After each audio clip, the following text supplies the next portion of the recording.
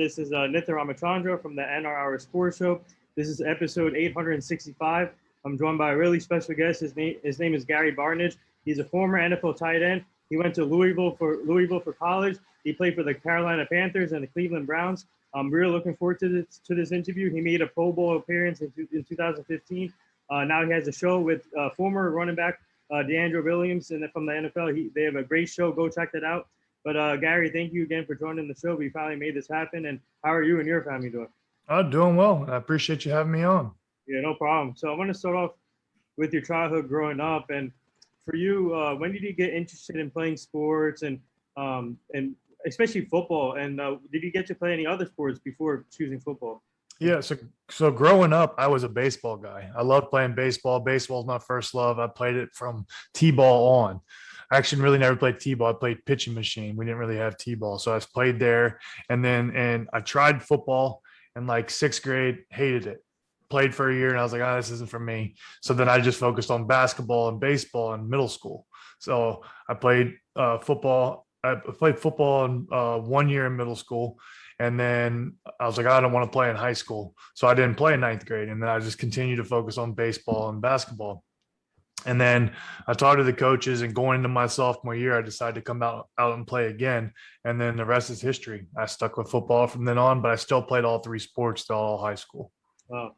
Yeah. So for you, what's it like? Obviously, it's really important for kids to play multiple sports in this generation. But for you, what did you get out of it? And what was it like getting to learn multiple sports and learning different aspects of each sport that you played before? Yeah, I think it's huge for kids to play multiple sports because you can learn something from every sport and it improves you in that current sport. So like everything, like with football, basketball, and baseball, it all teaches hand-eye coordination. So the more you can work on that and do it, it's better. Like it helps you. And then like with basketball, it's quick change of directions. Well, that helps you in football. So baseball is all just hand-eye coordination. That's the hardest hand-eye coordination sport there is that I've played. And I'm sure like tennis, golf, that's a lot harder. But in general, like that is something that works with everything. And that helps you with basketball, hand-eye coordination, catching the ball, and coordination of shooting. Same thing in football, catching the ball. If you have to on a bad throw or a tip ball, you have to react, stuff like that. So every sport can help the other sports. So since you were a tight end in the league, did you ever think of playing basketball? Also, since we were tight end, because Jimmy Graham used to play basketball back in the day also. Yeah, no, I knew once I got to college, I knew I was just going to be strictly football. It's all about football because that was my goal. My goal was to get to college and get a college degree and get a scholarship. So I worked my way, got to that. And then I didn't really think I'd have an opportunity. And if obviously I wanted to, but then I didn't really know until like going into my junior year that I was really going to have an opportunity. And then I really just catapulted from there. Yeah, so I want to get to your college recruitment process and how did that go about, and what made you choose Louisville? And obviously it's close to Kentucky, but in Kentucky, sorry. But how many more offers did you get outside of Louisville? So I visited Florida. I talked to Miami. I went to Louisiana Lafayette. I talked to Cincinnati, Rutgers. I talked to a bunch of other schools. But the biggest thing for me was Louisville started recruiting me going into my sophomore year. Oh, wow. I didn't play football my freshman year. So they were going off with spring tape and that was it. So they were the first school to really contact me. So I had a little bit of loyalty to that aspect. And then also it was an opportunity to go and play right away. Like I knew at Florida, Miami, and these other schools like that, you might sit on the bench for 3 years and play for 1 year. I didn't want to do that. I wanted to play. So I knew Louisville had one senior who was going to be a senior tight end. So I might have 1 year. And then if they brought other guys, well, I just got to compete and try and get my opportunity to play. So I think that was just the best fit to get to play right away. I didn't want to have to sit around and not do anything. So that's where ultimately led me to it. So for you, what did the coach make you play? Did you get any opportunities to play other positions other than tight end, or they focus you only on tight end? In college, only tight end. In high school, I was a DN primarily, and tight end was my second position. Okay. I was more of a defensive guy, DN aspect, and then I just came in on tight end and did what I needed to do for barn blocking. But if I had a play where I wasn't going to be in, it was on offense. I wasn't coming off the field on defense in high school. Wow. Yeah, so take me to your Louisville experience, and what was that like wearing the red? I love this football team because they always play with high energy and they're growing, obviously. and a great football program now. So what was it like playing with them and the fans, the atmosphere? What was the atmosphere like in Louisville? It was awesome because right when I got there, everything was turning around at Louisville. So everything was growing and getting bigger. And Petrino was really turning around the program. It had started with Schellenberg getting there, getting it growing. And then Petrino helped catapult it to another level. And then I just happened to be my 4 years there were some of the best 4 years that Louisville had in football. And then we had a little lull, and then Lamar Jackson came, and there was another explosion in Louisville. So I think it was awesome. And it's just, I'm happy to be able to be part of the aspect that helped pave the program to what it is now and just keep it improving. Because when I played my first year in the Conference USA, then we moved to the Big East, and now they're in the ACC. I don't think that's possible if we weren't able to do what we did with Petrino. Yeah. So speaking of Coach Petrino, what has he meant to you as a football player, and what was it like playing underneath him, and what has he meant to the Louisville football team? So I give so much credit to Petrino and his brother Paul Petrino, because honestly, without them, they would not have gotten the most out of me or a lot of guys on the team. They were not about, oh, we're going to go get these 5-star recruits who are just going to be expected to be handed something. They're going after 2, 3-star, no-star guys because they know they're going to work and get the best out of them. And that's what I commend to them, because they got the best out of so many guys. Like we had myself, who was not really a big recruit. We had Eric Wood, who was not even on anybo's radar. Well, he was a first-round pick. You have Bruno Giacomini, who wasn't on anybody's radar. He played in the NFL and won a Super Bowl. We have all these guys. Mario Uribe was a smaller name prospect. Harry Douglas was a smaller name. And these guys catapulted themselves. Like, and that's the thing is, like, I think that's a credit to Petrino, because they were able to get so much out of us. Wow, speaking of Eric Wood, we had him on the show last year, and he turned out to be a great offensive lineman in the NFL. And what a great career! And people like, the one thing I don't get is some teams miss out on talent from smaller schools because they only focus on big schools. Do you know the reason why they do that? I think it's people get blinded by like the star ratings and stuff like that when it comes to recruiting. And that's what I try to tell kids. I try to tell them, hey, it's not about that. If you can work hard and you play hard and you do what you need to do, they're going to find you. That's the thing, is they're going to find you. Don't worry about it and get caught up in it, because so many kids get caught up. And I think schools get caught up in it, because there's multiple times where you hear stories of these 4 or 5-star guys go to these places and then they fizzle out because they're not used to being coached hard, or they can't handle that aspect of the way the coaches are handling everything, and they're not the guy anymore. So that's the biggest thing, is you got to remember, you're the best player of your team in high school. You go to that school where now you're all on the same level. So you just got to show you're better than those guys. And there's a lot of guys that are no stars and low stars that are better than the bigger names. That's just how it works. Yeah. So now let's get to your draft experience, and that's always a fun time for players. And for you, did you get what was your combine process like? And did you get invited to the green room, or did you decide to stay with the family also? No, so I got drafted in the 5th round. So I did well at the combine. I was one of the top tight ends in almost every category. So I think that was my goal, was to show that I could do everything. And then I was projected anywhere from the 3rd to the 6th round. So I didn't know when it was going to be. And I ended up getting drafted in the 5th round, which I was happy. We went to Carolina, who I actually grew up a fan with. Yeah. I grew up a Carolina Panthers fan because my parents were Jaguar fans. So obviously I can't go with what my parents like. So I went with the Panthers because they both came at the same time. So that was a cool aspect. And then I modeled my game on defensively when in high school off of Julius Peppers. I loved the way he played defense. So getting to play with him as a teammate was a tremendous honor. Yeah. So what was a draft call like from the Panthers, and what was it like just to get drafted from your favorite team and playing in Carolina? And you played with a lot of great players to start your career, but obviously you played with your co-host now. Former DeAndre Williams was part of that team, and you had Jonathan Stewart, Jake Delhomme, Josh McCown, and you had a great offensive line there too. So what was that like, getting drafted and playing with great players like that? It was awesome. It was a dream come true. And I think that's the thing that I always strive since I was a little kid. I wanted to be a professional athlete in some sport. I didn't know what it was going to be, but that was always the goal. And it was just a dream come true, and amazing thing. And I got to play with a bunch of great guys. I got a bunch of friends for life. Like you said, D'Angelo is one of my closest buddies. Like, we hang out all the time. We all do things all the time together. And that wouldn't have been possible if I wouldn't have been in Carolina.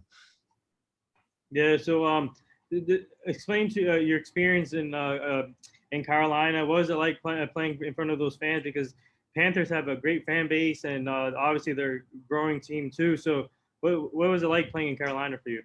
Yeah, it was great. It was a great atmosphere, and I think I didn't get to play a ton of offense. I played more on special teams in Carolina, so it was still an amazing atmosphere. It's just again, nothing can compare. Nothing. The only thing, the closest thing can prepare you for it is college games, because college games have more fans because the stadiums usually hold more people because of bench seating versus actually bucket seating. So, but it's an amazing thing knowing that these people are coming out and supporting you no matter what's going on. They're going to be there for you. I think that's just amazing atmosphere, and it's awesome. Yeah, so I want to ask you about quarterback Jake Delhomme. He's, to be honest, he had a great career in my opinion, and everybody some people will think that he didn't have, but I think he had a great career. What was it like playing with Jake Delhomme? And obviously you had a great offense. Steve Smith, Jeff King. You go on and on. You had a great offense in that system. Yeah, DeHome was one of my favorite dudes ever. Like, he was an amazing guy. He loved to joke around. He loved to have fun. It wasn't all business, and it was business when it was game time. But outside of it, like, he liked to have fun, and he was an amazing person to be around. Jeff King was a great mentor. I learned a lot from him, and we had Jordan Grove.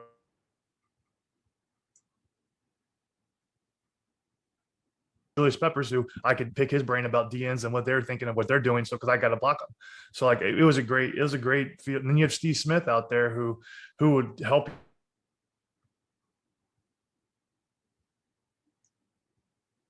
Everything around was amazing. It was just a great opportunity. Yeah. So speaking of that defense, not only you had Julius Peppers, but I love this guy Thomas Davis. He's a great, one of the best linebackers I've seen play. And so as an offense, thinking in your mind when you all you guys need to do is score a touchdown and give it back to the defense. What was that like? Just knowing in your mind that you had a great defense and there was no pressure on you. I mean, obviously there's a lot of pressure in the NFL, but for you guys, you knew that you had a great defense. All you need to do is score a touchdown. That's it.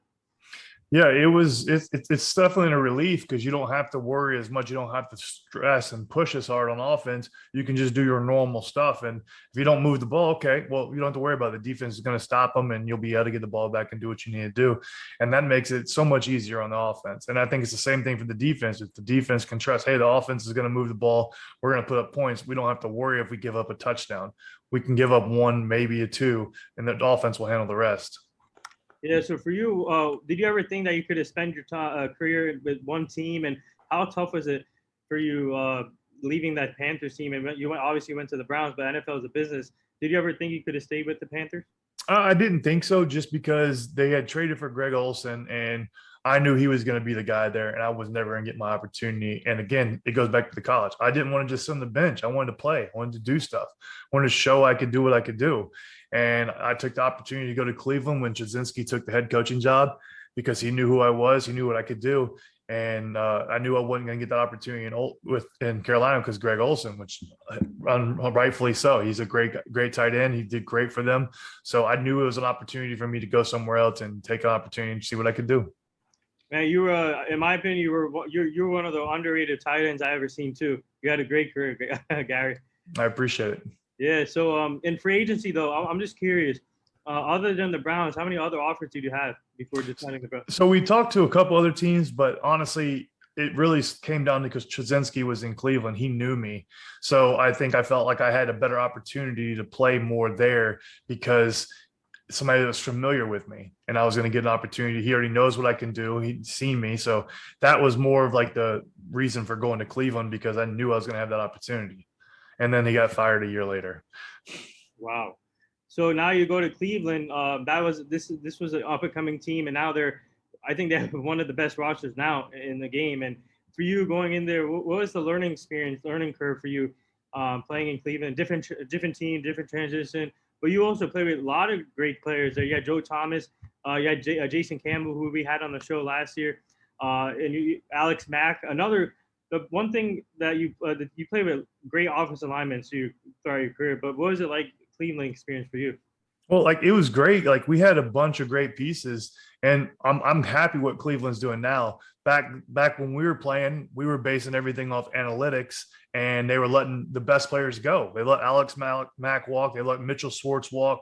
Some best O linemen who have went on to show they're the best at their position for other teams, and we let them walk. And you had that core of Joe Thomas, Alex Mack, Mitchell Schwartz, and then you drafted Joel Batonio, and we let two of the two guys go. Blows my mind, and that's why I love what they're doing now, because they're willing to spend. It's not all about analytics. Right. It's, hey, this guy can play. We're going to bring him in, and we're going to make him. It's going to work, and that's what we were trying to do back then.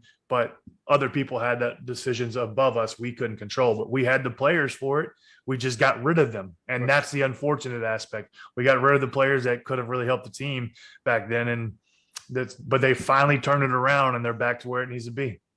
Yeah, so I want to ask you about Josh Gordon. You were teammates with him in Cleveland. Obviously, he had a couple of tough situations went through his career. But what was he like as a teammate and off the field? One of the best guys I've met. Like, he is an amazing guy. He the problem is, I think the whole issue with the marijuana stuff in the NFL is ridiculous. Yeah. It's been proven that it does not hurt you like that. It helps you, can help you with pain. And I think Josh, that was something that he helped him cope. And he is an amazing player. Like, he is one of the best receivers I've seen play. Like, he does it so effortlessly. And that's an amazing, tremendous aspect that he had, but he was never given that opportunity to truly flourish because all these, the little rules they had, which I understand they were rules for a reason. So you had to obey by them, but he was struggling with stuff, and that was his way of coping. And I think nobody was really in his corner from the league standpoint. They were just, no, we're going to wash you. And that's not how it is. Cause you see other guys, they get opportunities and they get to come back after worse things or something like that. And it's just unfortunate that, cause he was such a great talent. I think he's an amazing guy. Like, he just doesn't, he got the short end of the stick. Yeah, so for you, I want to go back to coach, because you mentioned earlier that when you were a free agent, how important is it that a coach that has that's behind your back throughout your career and that knows you in the familiar system? How important is it for a player to know that and they're really interested in you, and obviously they know you to sign with the team like that? So how important is it for players to have that coach, the relationship? It does help, but it also doesn't, because it also gives you a blind sense of security, because you can think, oh, they have my best interest, and they really don't. Coaches have their best interest at heart, not yours. They're worried about their job, and they just want to win. And that's the thing, is like, once a coach gets on a team, they could be influenced by higher ups, and they don't have that control. So that's also not in their hands. So you just don't know. So it is a good thing to have a relationship with the coaches, but not to a point where you have to rely on them for things, because some things are out of their control. They can't control anything anyway. So don't try and put it in that. Yeah, so I know that you're retired, but do you feel like you can still play the game? I could probably you'd have to give me about a month and a half, and then I could probably give you about 15 to 20 plays, and then I'd be exhausted. Oh. But I could still handle some, but Right. I would have to like actually train for a few months to get where I could actually play. But I think I could probably still do 10 to 20 plays if you gave me a month to prepare for it. Because again, I'm a big body. You don't lose that. I still have speed. Like, that doesn't really go away. I can still catch. Like, and people have proven multiple times at tight end, you don't have to have a 4.2 speed. As long as you can get open, it doesn't matter, and you can catch the ball. Other than that, blocking still always is going to be there. I know how to block, so that's never an issue. So I think those aspects, yes, I think you could. I think the hardest thing is just the conditioning aspect of it, and then like just the strength aspect, just getting that strength back. So now looking back at your career, obviously you had a great career, Pro Bowl 2015, over 14 receiving touchdowns, over 3,000 receiving yards. How grateful are you to be in this position, to be able to play the game that you loved and play with the team that you loved growing up and get to your goal? Well, how grateful are you to be in this position? Yeah, it was a dream come true. My goal was always, once I made it to the NFL, I wanted to play 10 years. At 10 years, I was done no matter what, because I just felt like if I got more than 10, I'm going to be risking injury, because I had one major injury. Other than that, I didn't really have a lot. But I think that was the thing is I just tried to focus on that, get to 10 years. I got 9, so I'm content. Hmm. So what was it like? I want to ask you about your Pro Bowl experience.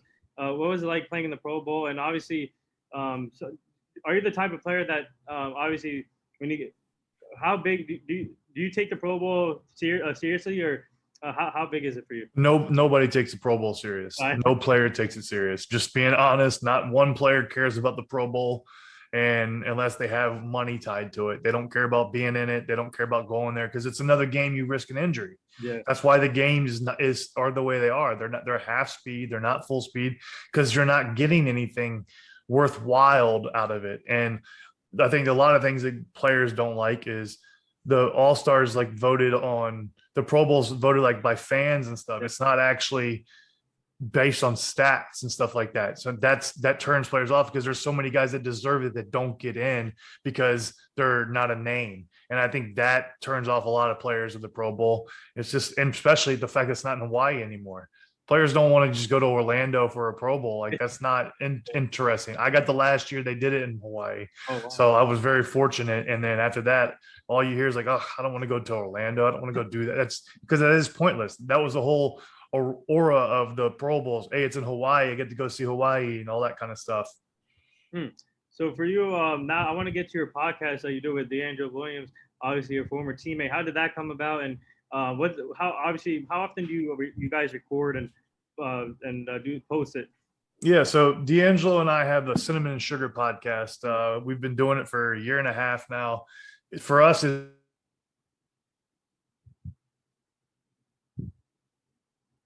this way we can just talk about everything and give our thoughts and opinions on random stuff because we don't just talk about sports, we talk about any and everything. And it's just a way to, hey, this is what we're talking about because people always want to know, like they're interested. Oh, they ask you questions on Twitter or Instagram. So this is a way to respond to everybody in one platform and just have fun with it. So it's been a good time. We release a new episode every week. And it's been great. And we're working on some new stuff. We have our Serve the Story stuff where we do improv. We do a little improv storytelling where we break it down and we do episodes. Right now, we're getting all that stuff animated and posted on our YouTube. So it's been great. Yeah, I see a painting behind you. What is that? That's a cool painting. So that's actually a gift that DeAngelo and his wife got me for my birthday. It is Forrest Gump playing chess with Michael Myers because Forrest Gump's my all-time favorite movie. Michael Myers is one of my all-time favorite horror villains. And then I like to play chess. And then it has my Browns jersey.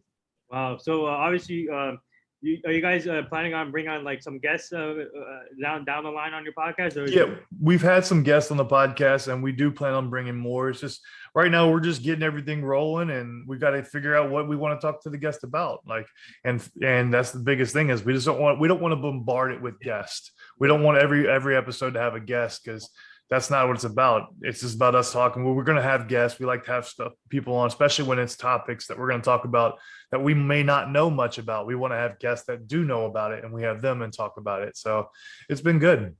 Yeah. That's what we're trying to do. I have a team of 8 people helping me out with the show. And all out of the 800, you're the 865th episode, all of them has been guests.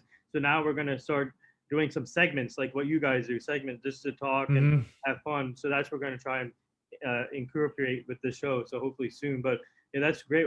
Like I said earlier, I love what you guys are doing with the show, and you guys are doing a fantastic job.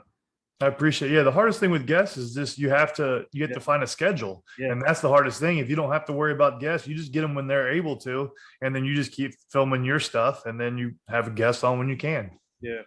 So now we do this fun little segment on the show. It's called the rapid fire segment. You ready for this? Yep. All right. Since you love baseball, loves baseball too. Who's your favorite baseball team? I don't really have a favorite team. I grew up a Mariners fan because of Griffey, and then also a Braves fan because it was close. I have more of a favorite player, which is Vladimir Guerrero. Oh wow. All right. What was your most memorable game that you played in your college career and NFL career? College would probably be winning the Orange Bowl against Wake Forest, and NFL would probably just be my first one, covering a kickoff. I think that was probably my most memorable one. Best rookie moment? Covering a kickoff and making a tackle. Any rookie hazing for you or? No, I'm too big for that. No, not really. We didn't really have anything done to me. I just had to carry pads and stuff like that. Favorite tight end you'd like to watch right now? Right now, I like Kittle and Kelsey. Mm. So I'm a big Dallas Cowboy fan, and I'm what are your, sorry. I'm kidding. I'm kidding. what are your thoughts on Blake Jarwin? I think he's still a work in progress. I think he has the ability. I think they got to utilize him more, and I don't think they do utilize him enough. But again, they haven't really utilized since Witten, Yeah. and so I don't know if they're going to go back to that or not.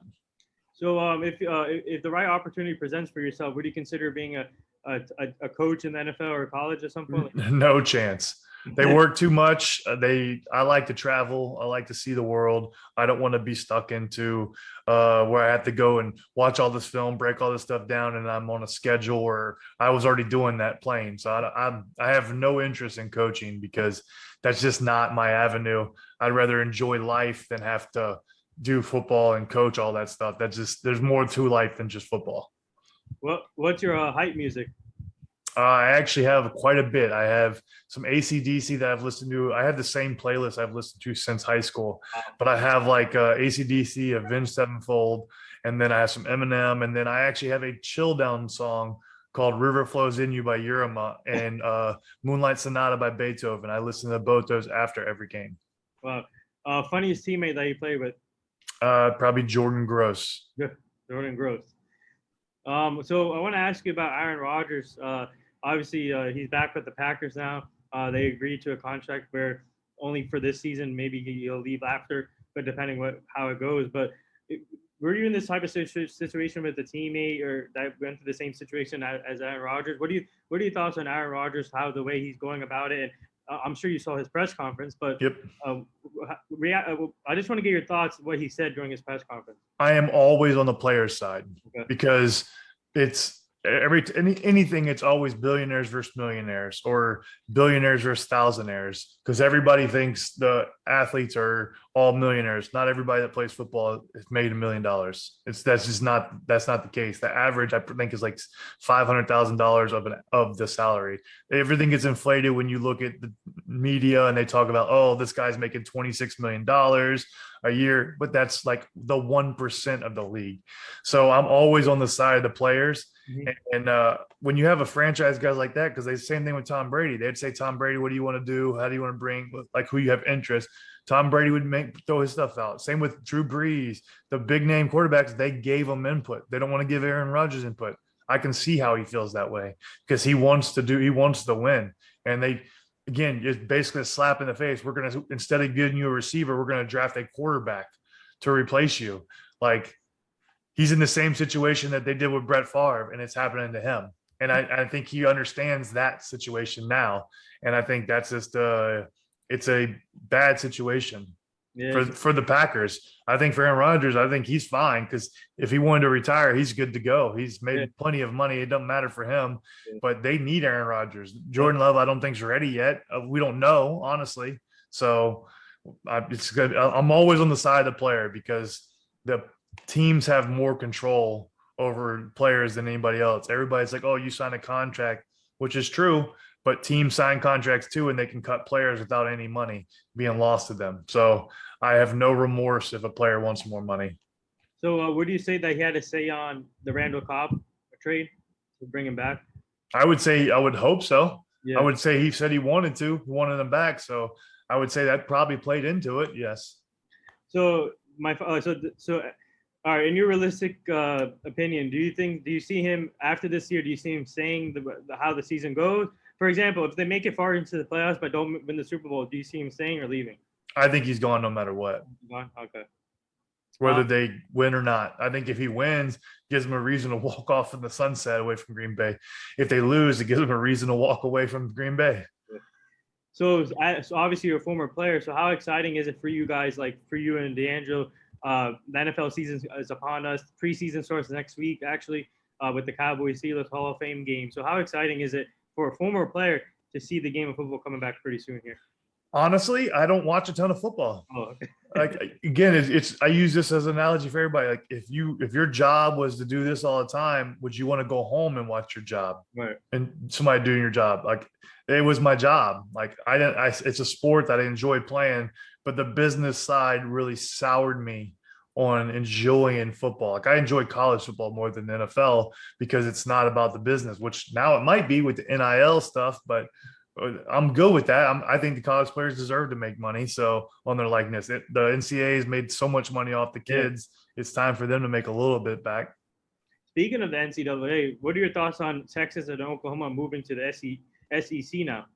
I think it's interesting. But again, we talked about this on our podcast.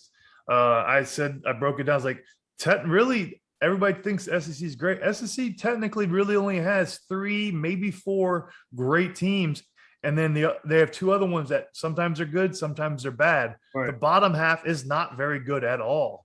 So like it also could be a good thing because, hey, you got Texas and Oklahoma. Now they're going to have to play these SEC schools. It's going to knock out one of those teams from the national championship. So you might get a smaller school into a national championship now versus now they're going to knock each other off. So what are your I want to ask you about Cleveland sports and what are your thoughts on what do you think of them? And obviously, I think they're on the rise. Obviously, the Browns are on the rise, and Cavaliers are still building. Indians always compete. What do you like? What are your thoughts on Cleveland sports now? A great fan base, and fans are always going to be there. Cavs, they got to do something.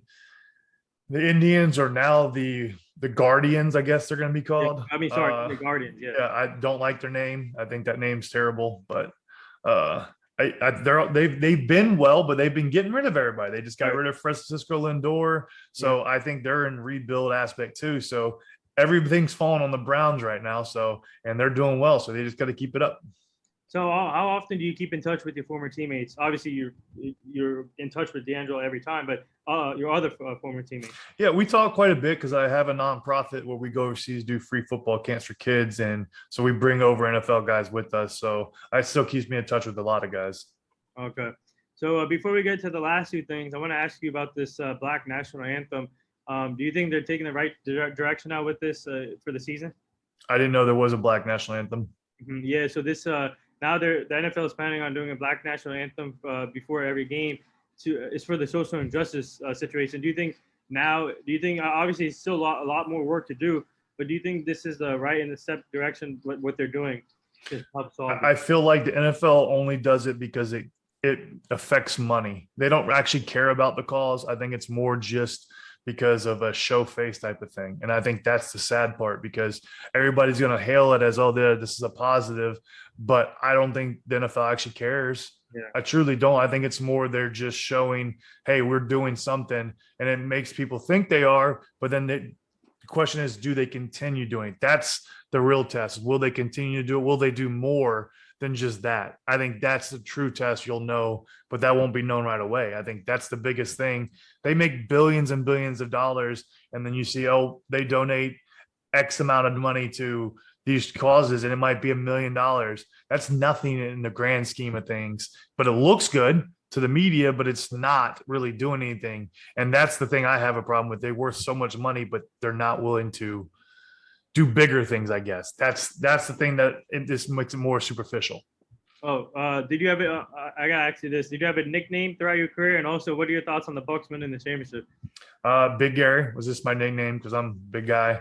And then Bucks, I didn't bet against Brady. I said when he got in the playoffs, I can't bet against Brady because he's proven me wrong multiple times. So it did not surprise me at all. They have a good team. They have a really good offensive core, and they have a great defense. So yeah, they brought everyone back pretty much. I think they have a chance to repeat this year. It's going to be hard. It's hard. It's always hard to repeat. NFL is different every year. So you could have the team that was in the championship and then they'd be not even in the playoffs because every year is different. Yeah. And the last 2 things here, our team is part of this foundation. It's called the Hugh Jackson Foundation. Obviously, he's a former NFL coach. Now he's an offensive coordinator at Tennessee State with Eddie George. And we're trying to help him prevent human trafficking, making sure the community stays safe, the kids stay safe. So I'll send you the foundation and so you and D'Angelo can check it out. All right. Appreciate it. Yeah, and the last thing here, would you like to say anything to all the nurses, doctors, and essential workers right now? Just thank you for everything you're doing, because it doesn't go unnoticed. I know a lot of people do leave it unnoticed, but it doesn't by a lot of people. Yeah, so well said. And there it is. That wraps up episode 865 with former NFL tight end Gary Barnidge. He also played at Louisville. Now he has a show called with DeAngelo Williams. Go check that out on all social media formats. They do a great job. And Gary, man, I just want to say thank you for joining the show. This was truly an honor. And we would like to have you back as a returning guest at some point so you can meet the full team. And we got to get DeAngelo on the show now, too. But he's harder to deal with. Yeah. I struggle to get him on our show. but keep up the great work, man. I love your show, and continued success, and we'll connect again soon. All right. Thank you very much. You have a good day. Yeah, you too. Thank you.